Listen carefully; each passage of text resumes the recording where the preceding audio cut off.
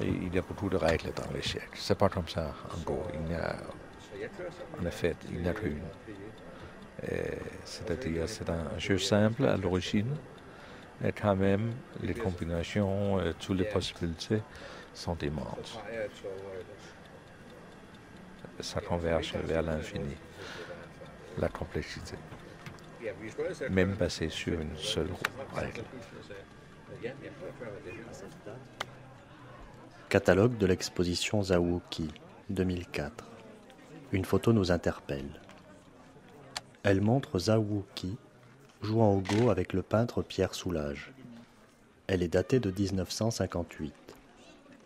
À cette date, pourtant, nous pensions le jeu inexistant en France. Pierre Soulages nous écrit que la photographie a été prise au Japon et qu'il n'a plus joué depuis. Quand et comment ce jeu de stratégie d'origine chinoise, vieux de plus de 3000 ans, est-il parvenu en France? Nous remontons un fil qui nous amène dans les années 60 et à quelques rencontres étonnantes. Une introduction. En marge du stage d'été de la Fédération française de Go, Farid Benmalek. Dans la Chine ancienne, on est sur un problème de riziculture. Donc sur un problème de riziculture, on doit avoir la population la plus importante possible pour pouvoir dompter ces grands fleuves. Et donc pour dompter les grands fleuves, j'ai besoin d'un nombre, d'une multitude. Donc si je vais faire disparaître une partie de la population, même une personne que je pourrais appeler un ennemi, si jamais je le fais disparaître, je vais perdre de la force de travail pour dompter ces grands fleuves. Donc à cause de cette nécessité d'avoir des équipes, d'avoir une multitude, une masse pour pouvoir dompter ces grands fleuves, le rapport à l'autre est différent. Parce que je vois l'autre comme quelqu'un qui peut m'aider à long terme à dompter ces grands fleuves. Alors qu'en Occident, non, je vois l'autre comme quelqu'un que je dois faire disparaître pour lui prendre son petit territoire.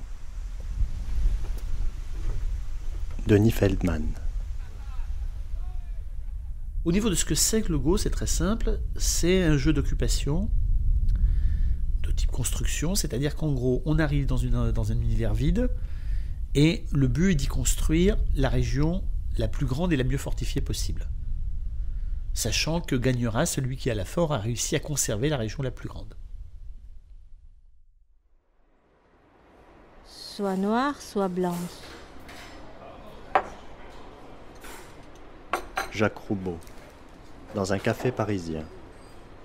Son premier livre de poèmes publié, Signe d'appartenance, 1967, a été construit sur le modèle d'une partie de Go. Je commençais à préparer un travail de thèse en mathématiques et précisément je devais participer à un séminaire dirigé par des grands mathématiciens français de l'école de Bourbaki, Claude Chevalet. Et on m'avait dit, pour travailler avec Chevalet, il y a un piège. C'est-à-dire qu'on va chez lui pour discuter de l'exposé qu'on doit faire. Et il y a toujours un damier, enfin un jeu de Go, une partie de Go. Et si on demande ce que c'est, on est fichu, quoi. Il vous prend... voilà. Parce qu'il avait appris à jouer au Japon, il avait été plusieurs années. Et évidemment, il ne trouvait pas de joueurs en France. Et donc, il essayait de persuader ses élèves de jouer au Go. Donc moi, ça m'a intéressé, donc je me suis mis à jouer au Go avec lui. Il m'a appris donc à jouer au Go. Et puis au bout d'un moment, avec un ami, Pierre Luçon, nous nous sommes dit, le pauvre Chevalet, il n'a pas beaucoup de joueurs. Si on lançait le jeu de Go en France, il y aurait des joueurs.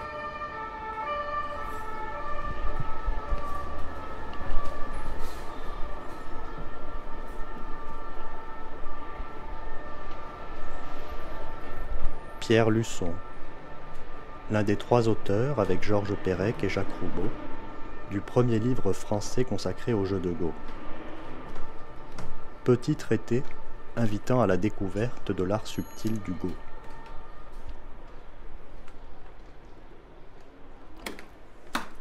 Bonjour, vous n'avez pas eu de mal à trouver? Un peu quand même. Un peu quand même? Un peu quand même. Quelle était mon indication qui n'était pas bonne? Non, mais j'ai pris la rue Ernest Reyer, donc... Ah, je vous avais dit de pas le faire! Tout à fait, tout à fait, tout à fait. Je connais quand même l'endroit où j'habite. Ça, c'est une manie fréquente que de demander des renseignements Voilà. et de ne pas les suivre. Comme les conseils d'ailleurs. Je vous en prie, asseyez-vous Merci. tranquillement. Vous avez un bon vieux magnétophone. Eh ben, c'est des choses plutôt récentes en fait. Il est numérique celui-là? Voilà, c'est du numérique, Oui. ça enregistre sur, Ah oui. sur carte, des petites cartes mémoire. Il est de quelle marque? Alors, je vous passe les histoires très intéressantes sur les bagarres internes et externes des Bourbaki, qui jouent un rôle dans l'affaire. Mais Chevalet, lui, était malheureux de ne pas pouvoir jouer au Go avec grand monde, parce qu'il y avait pratiquement personne qui y jouait en France. Je me rappelle, j'ai fait 2 parties avec Chevalet, puis c'est son pion sans rien dire, hyper Chevalet. Et c'était un curieux bonhomme parce c'était un merveilleux mathématicien, mais très, très solitaire et renfermé. C'est pas lui qui nous a appris. On a commencé par s'apprendre nous-mêmes, et en particulier à reconstituer les règles, parce qu'il n'y avait aucun endroit où on les trouve. Alors, d'après les parties de la Nihonkin, on les a retrouvées avec aux variantes pré-officielles qu'on connaissait, qu'on n'avait pas rencontrées, puis on n'avait pas cherché. Ils ont commencé sérieusement à se documenter, à faire venir des livres, à prendre contact avec les Anglais, et surtout les Hollandais qui étaient un peu plus en avance par rapport à ça, qui avaient eux déjà commencé à faire des choses assez régulières. Et puis donc essayer d'apprendre à jouer au Go par leurs propres moyens. Bon, comme ils l'expliquent avec beaucoup d'humour dans leur petit livre, puisque s'il n'y avait rien, ils ont décidé d'écrire le livre eux-mêmes. Livre qui donc est sorti au printemps de 69. Avant ça, bon, je ne sais pas exactement, il y a probablement eu des rumeurs sur ce livre déjà assez tôt, mais officiellement, c'est du côté d'avril 69 que le livre arrive en boutique. On a écrit ça en moins de 15 jours. Mais dans l'atmosphère, c'est dans une atmosphère post-68, qui était celle de...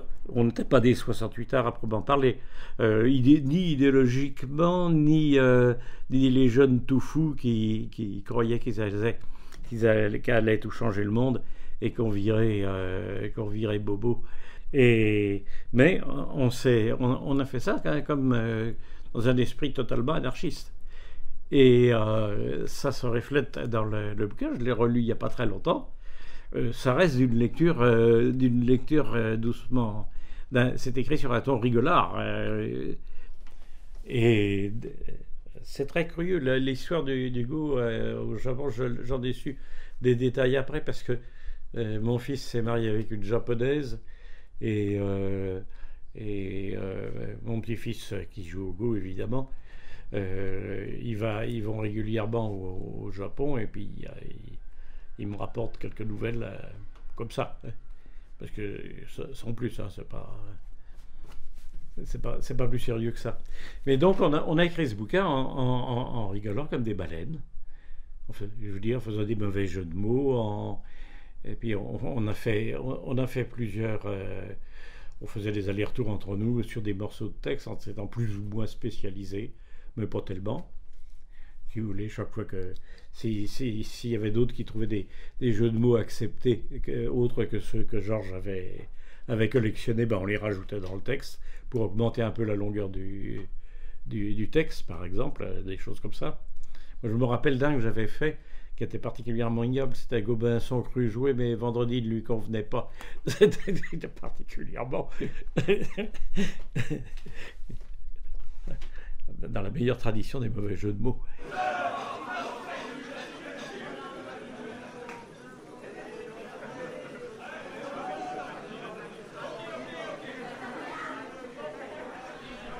Et quand vous écrivez le livre au Moulin d'Andé, donc le petit traité, dans quel état d'esprit, dans quel contexte? Parce qu'on doit être à l'été 68 ou... Ça fait partie de cette effervescence qui existe à ce moment-là, et l'idée qu'on peut faire bouger quelque chose aussi, ça fait partie des intentions qui sont liées chez Georges Perec et moi-même à l'Oulipo, c'est-à-dire l'idée qu'on peut faire bouger quelque chose aussi dans la littérature. La ressemblance qui est indiquée dans notre préface avec la littérature est une manière de participer à ce mouvement de renouvellement qui a lieu à ce moment-là un peu partout et sur lequel moi je ne crache pas aujourd'hui.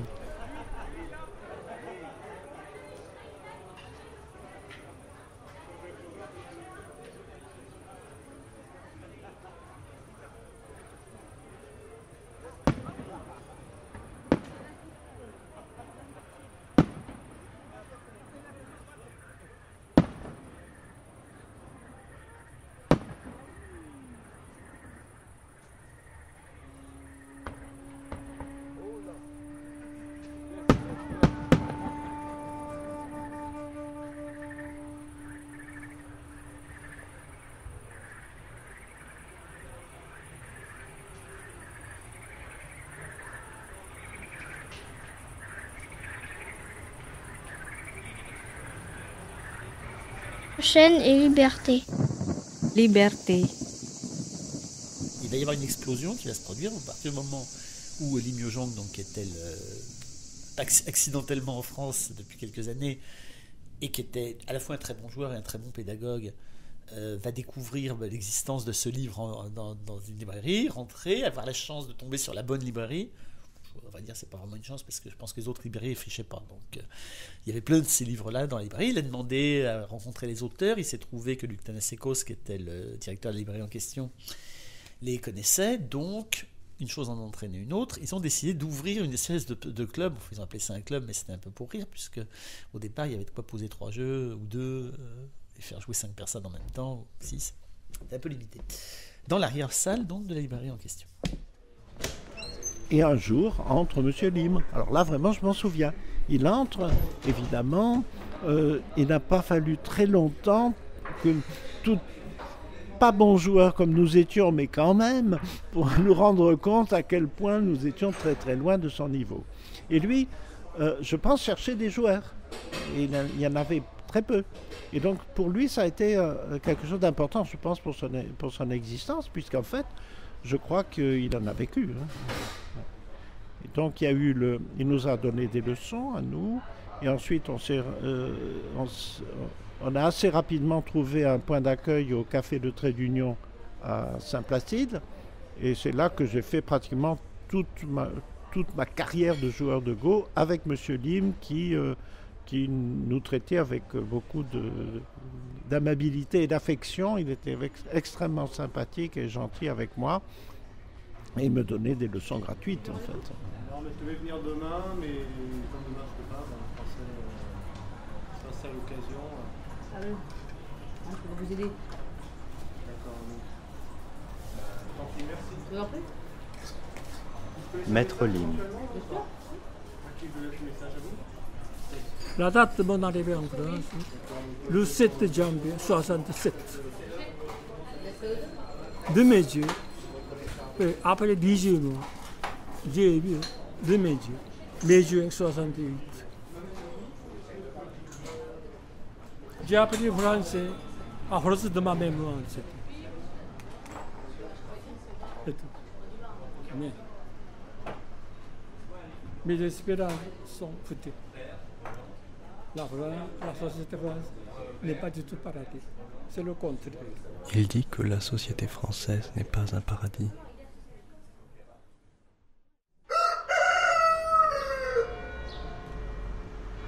Liberté.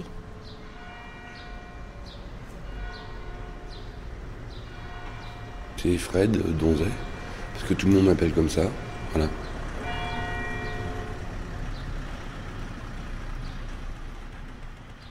En fait, les règles du Go sont extrêmement simples. Et ça, pas mal de gens le diront, c'est le jeu le plus compliqué, un des jeux les plus compliqués qui soit, avec des règles le plus minimales et le plus simple possible. Ça, les gens te disent ça. Moi, je rajoute que les règles sont aussi extrêmement naturelles. Donc c'est un jeu, par contre, très naturel, surtout parce qu'il convient à l'homme. Pourquoi? En fait, là, c'est un espace dans lequel il faut rentrer dans l'espace, il faut se diriger vers, il faut se fermer. C'est quoi? C'est comme une île, par exemple. Des gens décrivent le Goban comme une île il faut tout d'un coup se mettre un petit peu à la conquérir, à implanter des choses. Moi, je peux dire que ça peut être aussi comme une pièce, une grande pièce, on mettrait des individus, etc., machin. Et en fait, on connaît bien les pièces, on sait bien ce que c'est qu'un mur. On ne peut pas traverser un mur. Si tout d'un coup, on est encerclé par une meute de loups, ou on est encerclé par, je sais pas, moi, comme comme le village gaulois par des Romains. Bon, on sait bien que les Gaulois ont su casser les frontières, et aucune ne tenait, mais c'est très naturel, c'est l'idée d'encercler l'autre, tout ça, machin. Donc en fait, ça ne fait que reproduire des trucs qui sont très... un enfant, ça ne fait que ça. Voir les limites du mur, aller plus, etc., machin. Donc déjà, cet espace ressemble vraiment beaucoup à notre espace. Après, puisque c'est un espace où il y a des choses en commun, avec plein de choses, et ben, il y a tout une sorte un jeu social entre tous ces groupes, ces enjeux, puisque chaque groupe de chaque couleur essaie d'avoir des objectifs, exister là, ou essayer de conquérir une zone, etc., machin. Et après, tout d'un coup, il y a une lutte d'intérêts entre tout ça, il y a un jeu social de tous ces intérêts. C'est intéressant. Et encore tout ça redevient naturel par rapport à l'homme. C'est encore quelque chose qui lui ressemble beaucoup. Soit noire, soit blanche. Il dit, qui connaît Dieu? Personne. Et pourtant, il a une influence énorme. Il dit qu'il faut sentir le go, comme la poésie, comme Rimbaud. Il dit que le go touche le vent de la logique.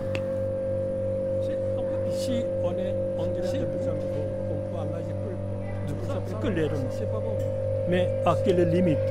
Il dit que le go c'est un couteau et un cœur. Le go, touche le vent de la logique. C'est inutile, ok.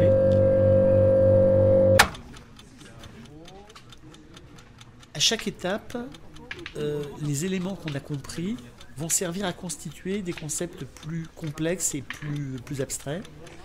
Et donc il y a un contrôle permanent d'événements locaux pour lesquels on est un petit peu conduit par la nature des choses à jouer des séquences relativement précises, et de situations globales où le problème c'est de savoir quel est maintenant l'endroit le plus important, le plus urgent, l'endroit où il y a le plus de choses nouvelles à faire, ou au contraire les dangers les plus inquiétants auxquels qu'il faut réparer.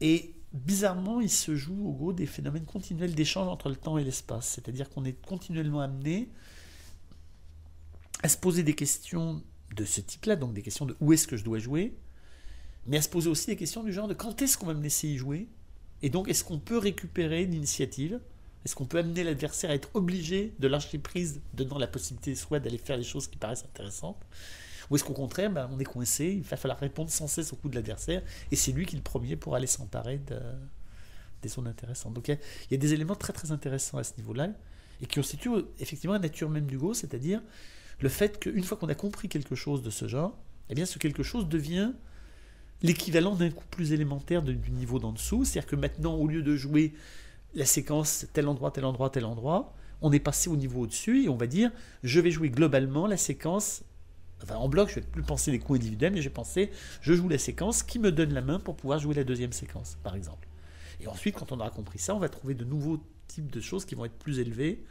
Par exemple, l'existence de certaines séquences dont le but est simplement de poser une question à l'adversaire à un moment où, pour des raisons liées à la nature du jeu, il ne peut pas encore trouver la meilleure réponse. Et donc on l'oblige prématurément à fixer ses options, à prendre des décisions qui vont ensuite, du moins on l'espère, pouvoir être utilisées contre lui parce qu'il aura choisi l'option qui s'avérera ne pas être la bonne compte tenu du contexte. Et ça c'est des exemples déjà d'un raisonnement de niveau stratégique élevé, et je crois que le Go est le seul endroit où ça se passe comme ça, c'est-à-dire qu'on peut trouver encore des exemples de concepts stratégiques joués par des grands maîtres après des années et des années de jeu, où des joueurs plus faibles ne comprennent pas exactement de quoi ils parlent, et où donc l'explication de telle séquence ne sera pas en termes de si je joue là, il répond là, ce qu'on ferait un peu aux échecs en explorant des variantes, mais plutôt dans l'abstrait, dans des séquences très abstraites qui sont j'ai joué comme ça, parce que ça l'a obligé à fixer prématurément des options qui, à son tour, m'ont permis de faire. Et le discours que peuvent avoir certains joueurs sur certaines positions est totalement incompréhensible à des joueurs de niveau plus faible. En un certain sens, on dit souvent que entre deux niveaux suffisamment défendus, les gens ne jouent tout simplement pas au même jeu dans ce qui est apparemment la même position. Même à un niveau relativement bas auquel j'étais parvenu, je me rendais parfaitement compte de la grande richesse topologique des parties de Go, du jeu de Go lui-même, cette façon de créer le mouvement dans l'immobilité, qui est tout à fait extraordinaire. Et ça a énormément influencé ma conception de la forme poétique. Par ailleurs, il y a des parallèles tout à fait évidents avec la manière dont la forme poétique japonaise fonctionne. Et en particulier, il y a un contresens énorme que font les Occidentaux sur le haïku. C'est qu'ils s'imaginent que le haïku est un tout petit un poème extrêmement court en 3 vers et totalement fermé et qui contient tout un monde. Mais en fait, non. Le haïku, ce n'est qu'un début. Ça ne peut être considéré comme un début, c'est un joseki de poésie. Voilà, absolument. Et il faut toujours le concevoir comme pouvant être prolongé considérablement. Donc tout ça reste pour moi, dans la manière dont je pense certaines choses sur la forme poétique, sont quand même inspirées des images du Go.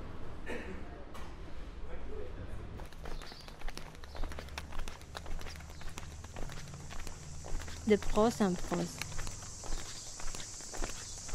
Territoire.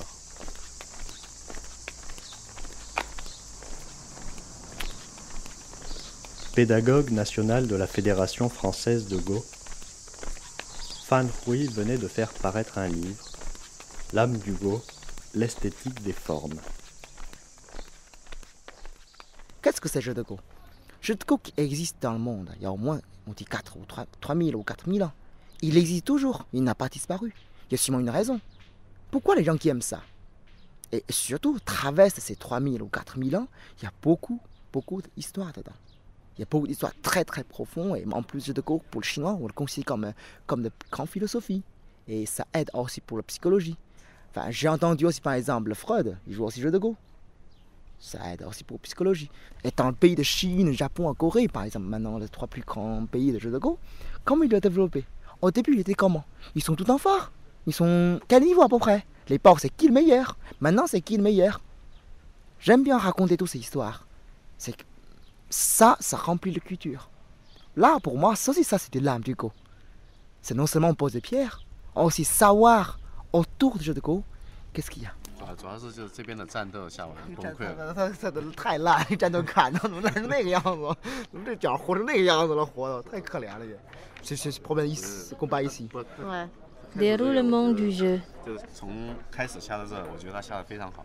我觉得他4个让不动的。Parce que là, il dit que tu joues très très bien. Il pense que 4 pierres, c'est difficile pour lui de tenir. En fait, à partir de là, tu as prouvé que si, il peut tenir quand même. Non, il n'a pas dit ça, c'est moi qui dis ça. 这一步暴露真实水平，我觉得。En fait, je pense que la forme pour le jeu de Go, c'est que on essaie d'utiliser le moins de pierres possible pour construire, pour avoir plus de capacité ou plus de souplesse, le plus d'énergie, on peut même dire. Bah, souvent, pendant notre partie, on a mis plein de pierres et du coup, ça pose encore de problèmes de vie et de mort, de coupe et ça comme souci. Mais des fois, on n'a même pas besoin de toutes ces pierres, on a besoin de très peu de pierres pour construire une très bonne forme. Bien sûr, comme on a fait nous, ça veut dire quoi, la mauvaise forme?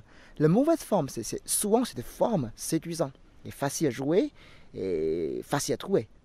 Mais le problème, c'est que ces gens trucs faciles à trouver, faciles à jouer, au début, ça pose pas de problème. Peut-être au début, on joue, on est content, mais 10 coups, 20 coups, 30 coups après, on trouve notre couple là, il y a un grand problème. On dit, ah, c'est bizarre, pourquoi il est mort comme ça? Mais on cherche toujours le 30e coup, pourquoi est-ce qu'on a la solution, etc.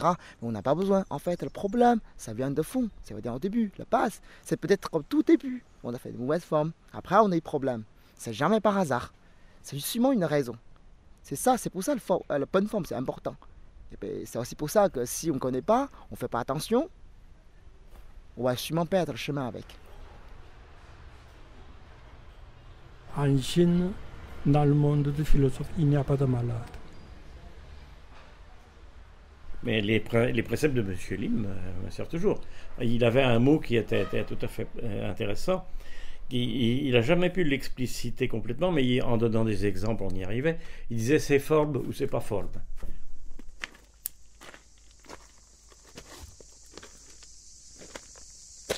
Capture. Il dit qu'il ne retournera plus jamais en Corée. Il a un bon niveau de Go, surtout théorique, parce qu'il a beaucoup étudié. Par contre, il n'a pas appris très jeune non plus, donc il est des fois techniquement beaucoup moins fort qu'un fort joueur professionnel.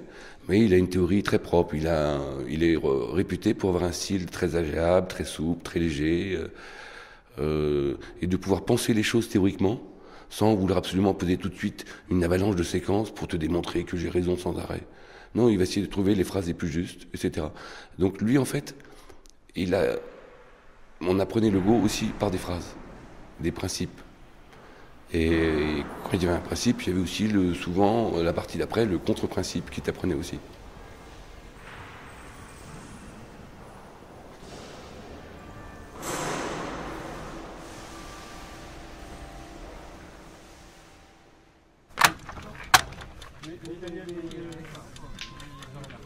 Vie et mort. Il avait tout à fait tout ce qu'il fallait, sauf peut-être le français. Et encore, même ça, c'était pas si... c'est un peu exagéré, cette histoire de français.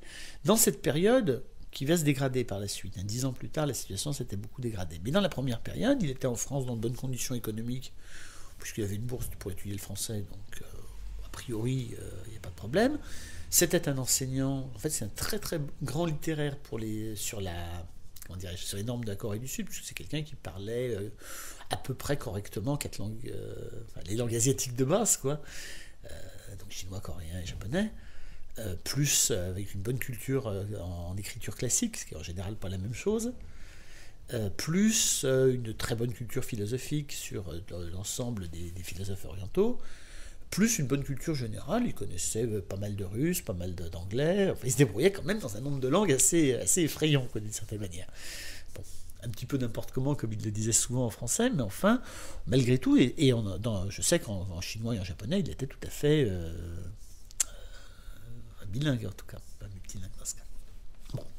Et alors, donc il y avait ces éléments-là. Il y avait le fait qu'il voulait absolument transmettre ce qu'il savait du Go, quand même. Et paradoxalement, c'était plus facile à faire dans un pays occidental qu'en Corée, où il y avait quand même, il faut bien le reconnaître, une concurrence considérable. Un maître de Go en Corée, ça n'a pas de sens réellement si on n'est pas un joueur très très fort, professionnel, etc. En plus, la mentalité coréenne est plus tournée vers le combat. Donc, alors qu'au Japon, ça aurait peut-être bien marché, en Corée, c'est pas évident qu'il aurait pu trouver forcément des élèves, etc. Bon, je dis, en France, il s'est ruiné dans l'opération. Enfin, il n'est pas forcément ruiné, mais enfin, il n'a jamais réussi à gagner sérieusement sa vie. Ça n'aurait pas marché mieux en Corée, mais pas plus mal. Et au moins, en Corée, il y aurait eu un certain respect pour son niveau. Mais, je le répète, bon, il avait un énorme avantage. D'abord, c'était un joueur fort, réellement. Mais surtout, c'était un très très grand théoricien et un très bon pédagogue. La combinaison de ces facteurs-là, ça, c'est pas si fréquent, même chez les forts joueurs. Espérer capturer. Il me punissait quand je travaillais pas bien. Mais en même temps, il y avait toujours quelque chose autour sur l'idée du Go, la philosophie du Go, la philosophie du jeu, la morale du joueur, qui me paraît extrêmement importante et que j'ai bien... C'est une chose qui m'a beaucoup frappé, ça. Il avait un point de vue moral sur le jeu, qui était donc pas seulement esthétique, pas seulement technique, stratégique. Et je pense que ça, c'est tout à fait intéressant. Il serait peut-être bien de... Je ne sais pas si quelqu'un a pensé à recueillir ses souvenirs. Pour un sage fait déjà souvent des bêtises. Même un sage, ok.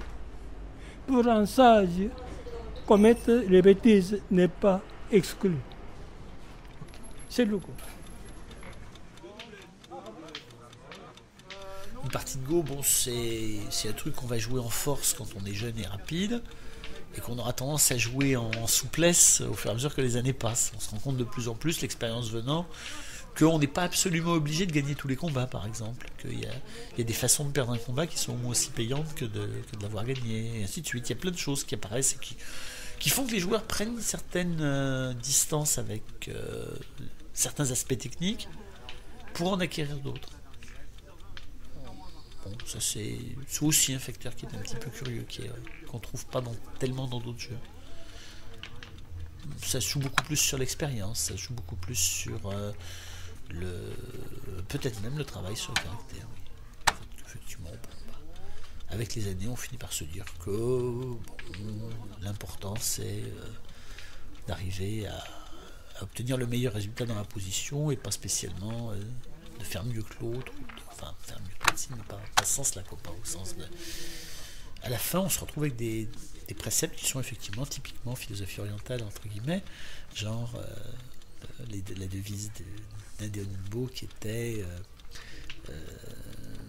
sur le Goban, il n'y a pas de coup, devant moi, il n'y a pas d'adversaire. C'est assez typique de la façon de penser dans le mysticisme, sauf que ça marche, quoi. D'une certaine manière, c'est un peu ça le Go aussi.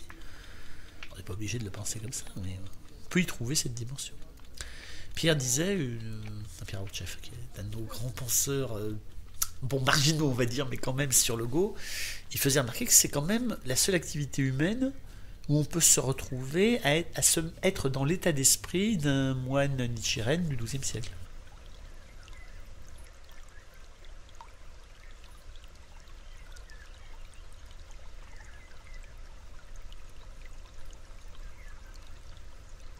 Hoy, 9 de septiembre de 1978, tuve en la palma de mi mano un pequeño disco de los 361 que se requieren para el juego astrológico del Go, ese otro ajedrez de Oriente.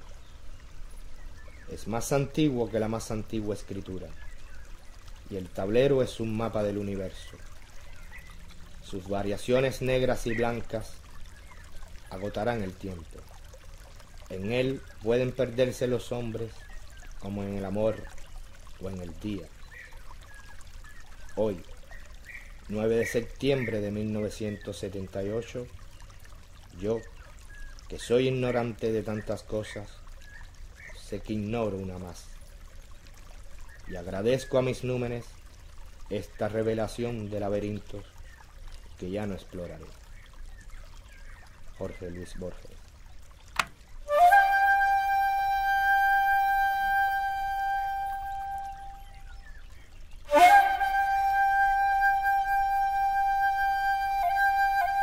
C'était Un couteau et un cœur par Laurent Haït Benalla.